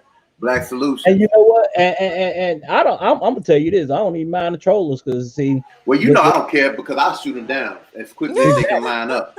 I'll shoot their asses down. It's nothing. And they look. Black Solutions got on them. That's the reason why I text you. I was like, I think this clown is a troll. I know. I saw the text and I said, I'm trying to see where it's going. You know, because as I'm talking, this dude is cheerleading, and you could tell that he wasn't sincere. You know, but whatever. Hey, when you start getting trollers, that mean you're starting to become somebody. Hey, we doing something right. What it is. So this nigga say we. She French than a motherfucker right now, ain't she? hey, Black Solutions. Hey, do me a favor. You guys catch me next time. I gotta go pay my white bill. hey, if you want to, man, go and shout out your page, man. And so, man. Oh no, I ain't worried about that. I ain't worried about that. Okay, I ain't worried about that. Well, look, we definitely appreciate you tuning in, man. This has been the most spirited conversation we've had in a minute. Thank you. Thank you too, Sam. So, hey, right now we every Saturday 4 to 6. Our platform changed. We used to be all together. We were on a radio station. We were doing music and everything, but this COVID kind of fucked all that up. Right. So we went to the good. Put me in rotation, man. Y'all got my email. Anytime you want me to compete against white folks, call me up. Definitely. But me and Deron, and I'm gonna send this link to Michelle too about the Geo group, and we gonna definitely talk about. Yeah, look it up. You got respectfully, you guys got to look at that part of it because back in the days when we were all children, they used to write tickets and you used to go appear in court. But they found the way. Okay, that's what you were talking about with the tickets. Okay, I got you. I'm on the page with you now. Go ahead. Why you had an FTA. Right. Now the crime bill, the 1994 crime bill, removed the FTA altogether. Okay. Right. Now you're weaponizing that 48, 72 hour hold on some bullshit. Mm-hmm. because now I could sit up here, arrest Sam on a trumped up charge because of that hole, make 125 to 150 a day, charge it to the state, release Sam because the judge says, oh, you're free to go. But the whole point is I made money off of that. Right. Did people know Eric Gardner never actually got convicted of that crime for the cigarettes? Because that's a retail crime in New York. Right. That's not a civilian crime. That's for retailers. So that means the officer arrested him several times for a retail crime that he knew he wouldn't stick, let him spend the day in jail. That's why Eric Gardner, before he died, said, man, you keep arresting me for this and they keep letting me go. Right. That's because it's a fake charge. Now, who penalizes that officer from abusing his arrest record? Because on paper, it looks like he's doing his job. But there's no convictions. Here's my last point. I competed on a stage in UC Berkeley with a bunch of white dudes. And I said, look, there's no such thing as black people committing crimes, because the word commit does not appear anywhere in the FBI statistics. I'll give you $1,000 right now if you can find the word. What people are doing, they're taking the word arrest and saying because the person was arrested, therefore they committed. That's not true.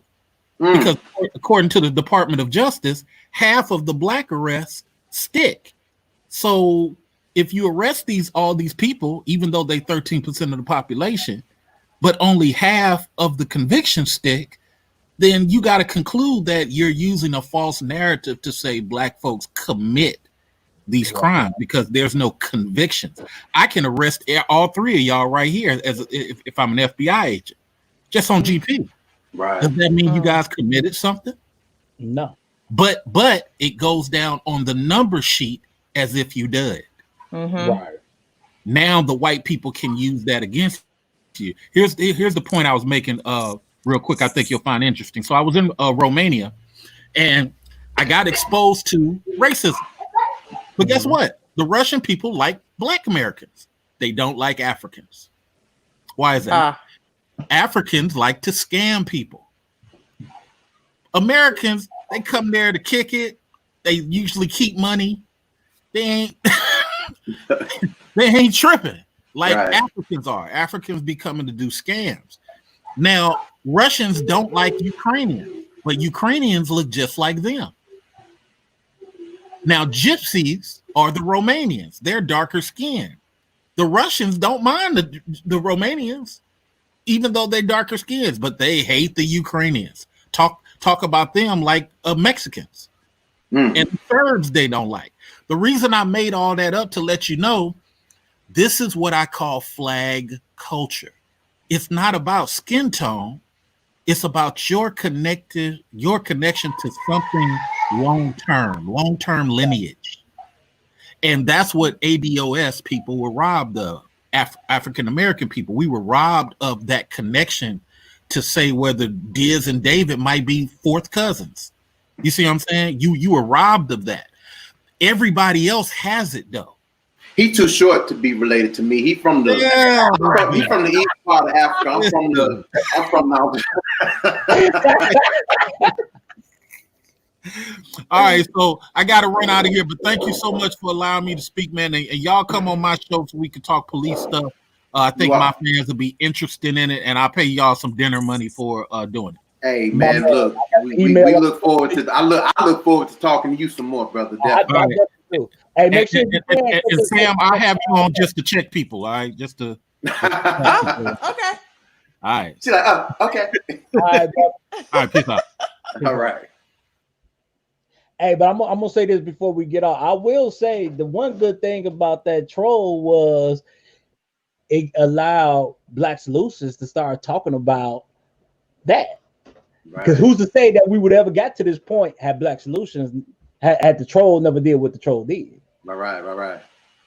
So Shell's gonna hate this week. This was a good one.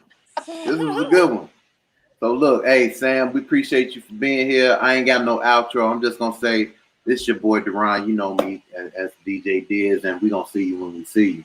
This your boy David the Dude. And that's just Sam. We out of here. I love y'all. Bye, y'all.